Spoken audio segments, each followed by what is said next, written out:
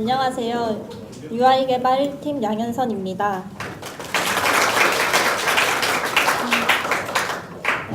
컨퍼런스 주제는 레이첼 앤드류의 Unlocking the Power of CSS 그리드 레이아웃인데 효과적으로 설명드리기 위해 발표 내용을 재구성했습니다.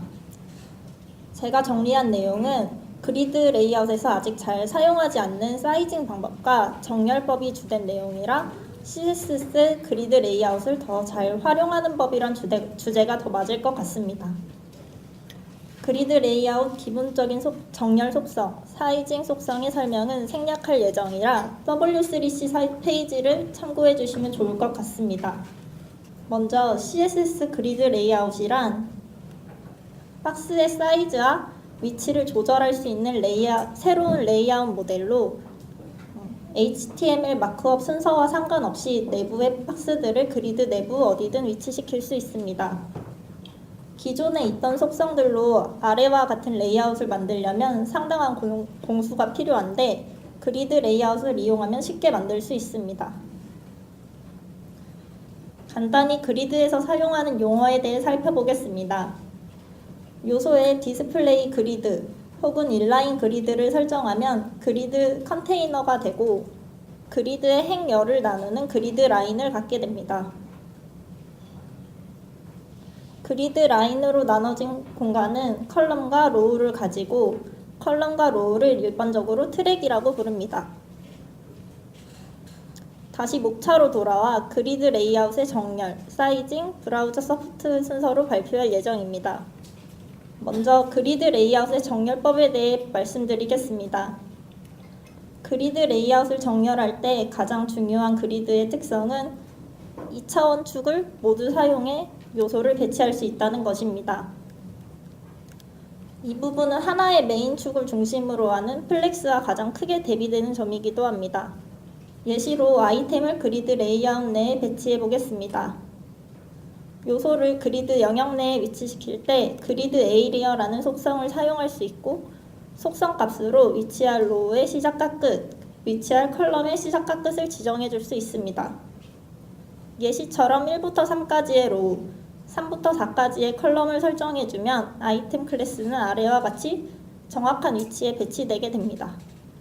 그 외에도 그리드 정렬과 관련된 속성이 많이 있지만 시간 관계상 여러분들이 익히 알고 계시는 인라인 차원에서의 정렬, 블록 차원에서의 정렬, 아이템 정렬 등은 설명을 생략하도록 하겠습니다. 앞에 살펴본 2차원 격자무늬상에서의 정렬 예시를 보여드리겠습니다.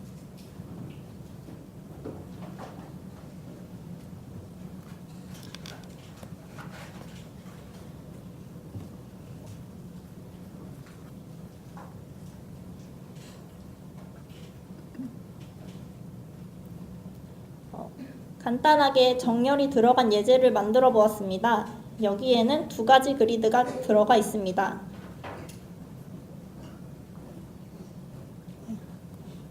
첫 번째 그리드에서 1번 애봉이는 첫 번째부터 네 번째 컬럼, 두 번째부터 세 번째 로우를 차지하고 있습니다. 그리고 두 번째 조석은 세 번째부터 여덟 번째 컬럼과 두 번째부터 다섯 번째 로우를 차지하고 있습니다.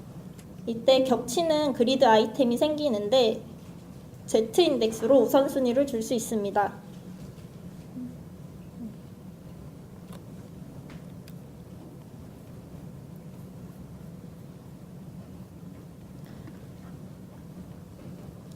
이렇게 아이템들을 서로 겹쳐 테이블형 레이아웃뿐만 아니라 좀 더 정형화되지 않은 디자인을 구현해낼 수 있습니다.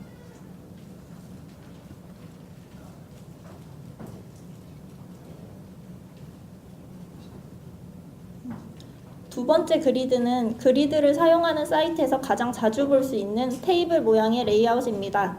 여기선 아이템마다 따로 컬럼을 지정해주지 않은 상태입니다.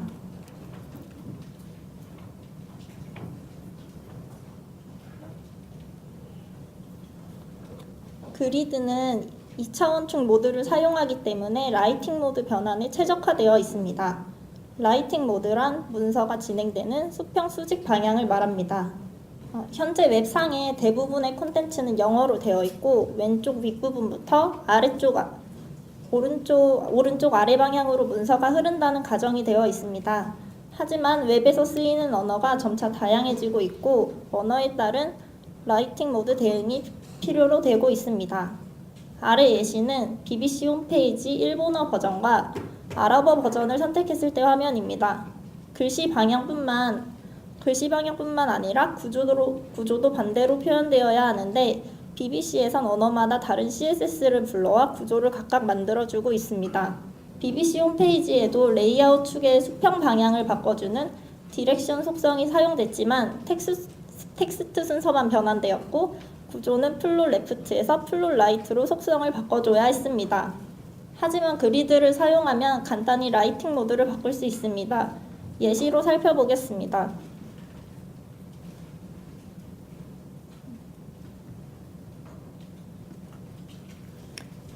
처음 본 예제에 라이팅 모드 함수를 추가해 보겠습니다.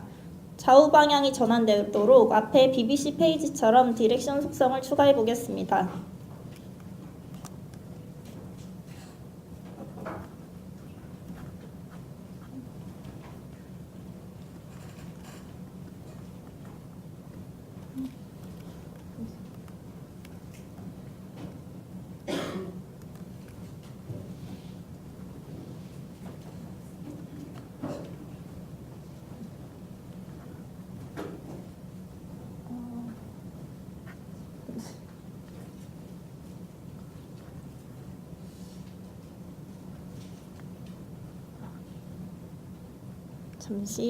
잠시만요.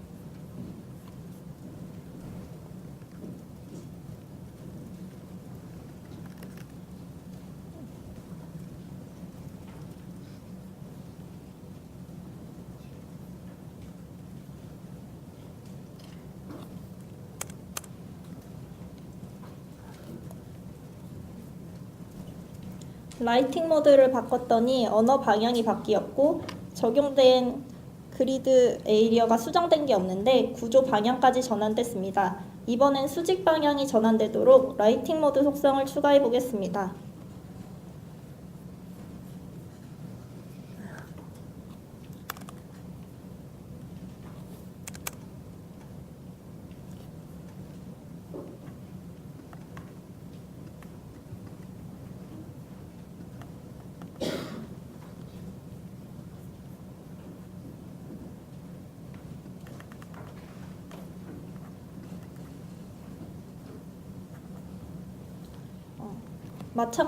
마찬가지로 그리드 에이리어가 수정되지 않았는데 라이팅 모드에 맞춰 구조 방향이 전환됐습니다.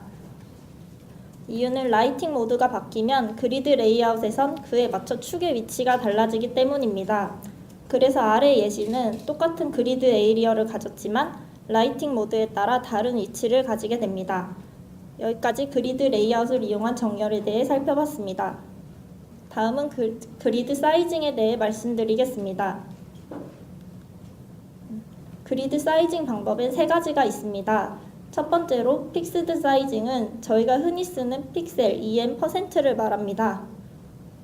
두 번째 플렉서블 사이징은 그리드 레이아웃에서 흔히 사용하는 FR 유닛을 말합니다. 세 번째 인트리직 사이징엔 오토, 민 컨텐츠, 맥스 컨텐츠, 피 컨텐츠가 있습니다. 픽스드 사이징은 익숙한 속성이라 제외하고 플렉서블 사이징부터 말씀드리겠습니다. 플렉서블 사이징은 그리드 레이아웃에서 가장 자주 사용되는 사이징 방법입니다. FR 유닛은 그리드 컨테이너 안에 여유 공간을 비율로 나눈 것을 말합니다. 아래 예시는 컬럼을 각 2FR, 1FR, 1.5FR로 설정한 상태입니다. 이 비율은 화면 크기가 변해도 유지됩니다. 플렉스와 유사하게 이해하시면 될 것 같습니다. 다음은 인트린식 사이징 방법입니다. 인트린식을 직역하면 본질적인이란 뜻을 가지고 있고 W3C에 나온 의미는 컨텐츠 베이스드, 박스 안의 컨텐츠에 따라 크기가 결정되는 방법을 말합니다. 인트린식 사이징 방법은 아직 잘 사용되고 있지 않은데 그리드 레이아웃과 함께 사용하면 더 다양한 레이아웃을 만들 수 있습니다. 먼저 오토 사이즈는 기본적으로 그리드 컨테이너의 남은 공간을 모두 차지합니다. 하지만 얼라인 컨텐츠, 저스티파이 컨텐츠 속성과 함께 사용해 차지하는 영역을 조절할 수 있고 다른 요소에 영향을 받아 사이즈가 조절됩니다. 그 다음은 민 컨텐츠 속성입니다. 예를 들어 컨텐츠가 텍스트일 때 그 안에 가장 긴 단어가 박스의 크기가 됩니다. 아래 예시에선 컬럼 단어가 박스의 크기가 됩니다. 그리고 맥스 컨텐츠는 컨텐츠 전체가 박스의 사이즈가 됩니다. 마지막 P 컨텐츠는 인자 A에 도달할 때까지 맥스 컨텐츠처럼 행동합니다. 예를 들어 인자로 10CH가 들어가 있으면 10글자가 될 때까지는 맥스 컨텐츠처럼 박스가 늘어나다가 10글자가 넘으면 박스 크기가 더 이상 커지지 않습니다. 마크업을 하다 보면 영역의 최소 너비, 최대 너비를 사용해야 할 때가 있는데 그리드 레이아웃에선 min max 함수를 사용할 수 있습니다. min max를 사용하면 박스의 사이즈는 최소 A, 최대 B 안에서 결정됩니다. 아래 예시를 보시면 min max 200픽셀 1FR로 되어 있습니다. 앞에 설명드렸다시피 1FR은 여유 공간을 비율로 나눈 것인데 혼자 쓰일 때는 나머지 공간 전부를 차지하게 됩니다. 그래서 화면이 아무리 작아도 200픽셀보다 작아지지 않고 화면이 커질 때는 남은 공간 전체를 차지하게 됩니다. 그리드 레이아웃에선 min max 함수는 리핏 함수와 함께 쓰이는 경우가 많습니다. 리핏 함수를 살펴보면 첫 번째 인자 A는 반복 횟수, 인자 B는 반복할 트랙을 말합니다. 예시를 보시면 100픽셀짜리 트랙 하나, 민맥스 트랙 하나, 이 두 개의 트랙을 두 번 반복하는 코드입니다.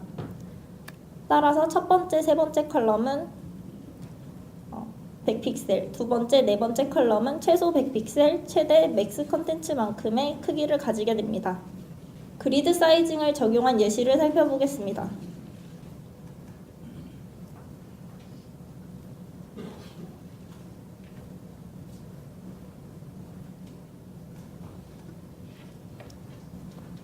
이전에 본 예제에서 두 번째 그리드에 리핏과 민 맥스 속성을 주었습니다. 두 번째 그리드는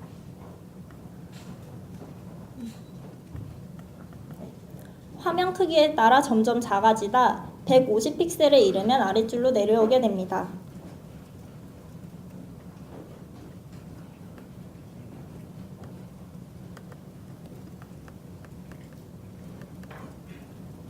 따로 미디어 커리를 사용하지 않고도 리핏 함수를 이용하면 반응형 레이아웃을 만들 수 있습니다.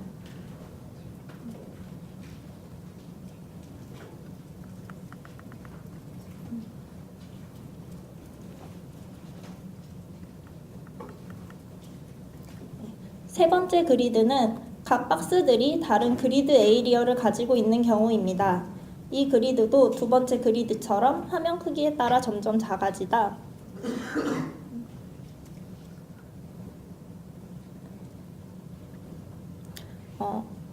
아랫줄로 내려오게 됩니다. 하지만 그리드 에이리어가 다 달라 빈 공간이 생길 수 있습니다.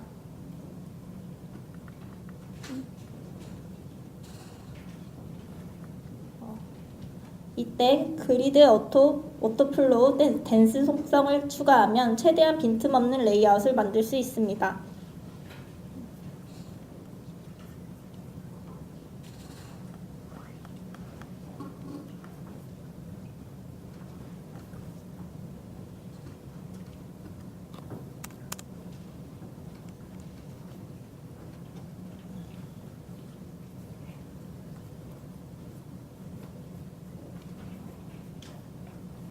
더 많은 레이아웃은 아래 사이트에서 보실 수 있으십니다.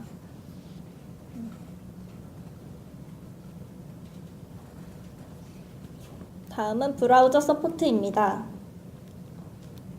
그리드 레이아웃은 현재 한국에서 사용하는 대부분의 브라우저에서 지원하고 있습니다.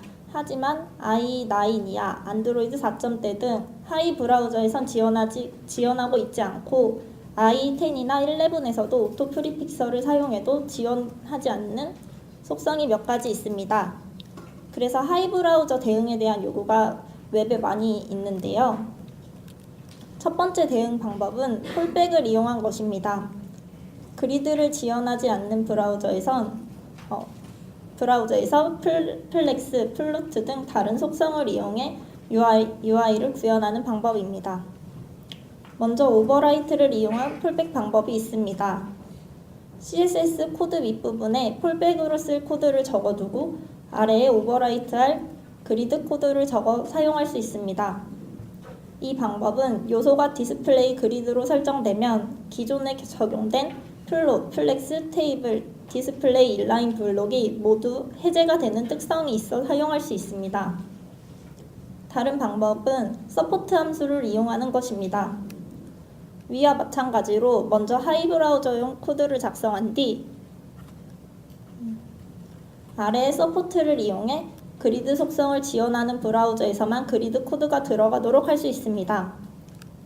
다만 이런 폴백 방법은 하나의 UI를 만드는데 두 버전의 코드를 사용해야 하고 완전히 같은 UI를 만들기 어렵다는 단점이 있습니다. 다음은 폴리필을 사용한 대응 방법입니다. 현재 가장 많이 쓰이는 그리드 폴리필인 프레미 컴퍼니의 CSS 그리드 폴리를 살펴보겠습니다.